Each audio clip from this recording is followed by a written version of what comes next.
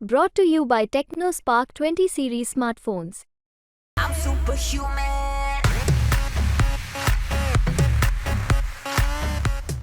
Response या सगळ्यामध्ये शिरूरमधून form भरतायत. यामध्ये शिवाजीराव आढळराव पाटलांना आम्ही लोकसभेमध्ये पाठवण्याचा निर्णय घेतलेला आहे. आमचं त्या पद्धतीने शिस्तबद्ध पद्धतीने काम चालू आहे.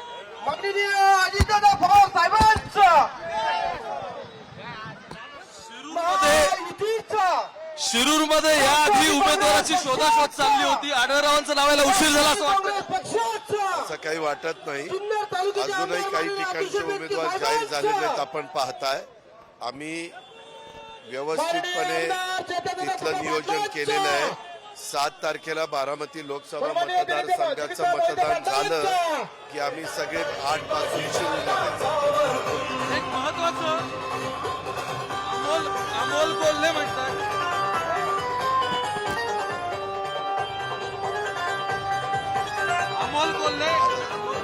मागच्या वेळी अमोल कोल्हेंना निवडून आणला पण तुम्ही मदत केली होती. यावेळी त्यांचं म्हणणं आहे की इथे भुजबळांची उमेदवार द्यायची चाललेलं होतं. काय अमोल कोल्हे असं म्हणतात की यावेळी इथे भुजबळांना उमेदवार द्यायची असं चाललेलं होतं. ऐन वेळ बदलण्यात आलेलं नाही. हे दादांत खोटं आहे. त्यांना माझ्या पक्षाचं काय ते काय माहिती. उगीच काहीतरी सांगायचं त्याच्यात तसुभर देखील सत्य नाहीये. एक महत्वाचं यावेळीचा उमेदवार खरं तर शिंदेची जागा होती. त्यांना देणं अपेक्षित होतं. ऐनवेळी नक्की पडदा मागे अशा काय घडामोडी घडल्या की या पद्धतीचं कॉम्प्रोमाइज करावं लागलं. कुठलं म्हणजे आढळरावांना अरे बाबा तुम्हाला ह्याच्यातलं काहीच माहित नाही. चालत आम्ही याच्यामध्ये महायुती आहे. महायुतीच्या जास्तीत जास्त जागा निवडून येण्याच्या करता जे प्लॅनिंग करायला पाहिजे होतं ते आम्ही केलेलं आहे. त्या पद्धतीने आमचं काम चाललंय. एक महत्वाचं तुम्ही आता जवळपास 4 ते 5 जागा लढताय.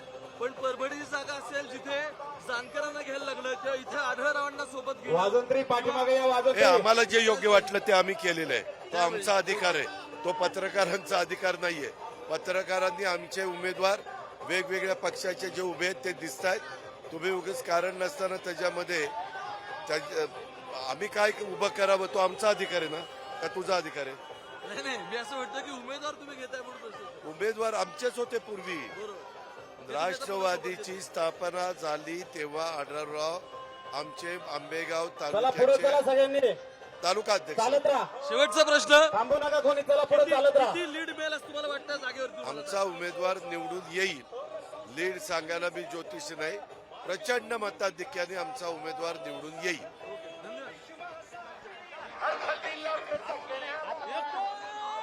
प्रचंड मतांनी उमेदवार निवडून असं ते म्हणतायत.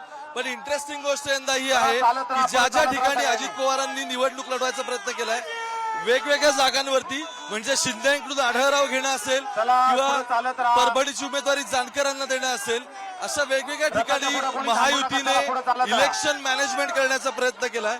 आता आढळरावांचा रथ पुढे चाललाय. अर्थात शक्ती प्रदर्शन मोठ्या प्रमाणात सुरू आहे. यासोबतच शिरूरसाठी जिथे अमोल कोल्हेंच्या विरोधात ही सगळी निवडणूक असणार आहे. एकीकडे शरद पवार अमोल कोल्हेंच्या पाठीशी उभे आहेत तर दुसरीकडे अजितदादा आढळरावांच्या पाठीशी उभे आहेत.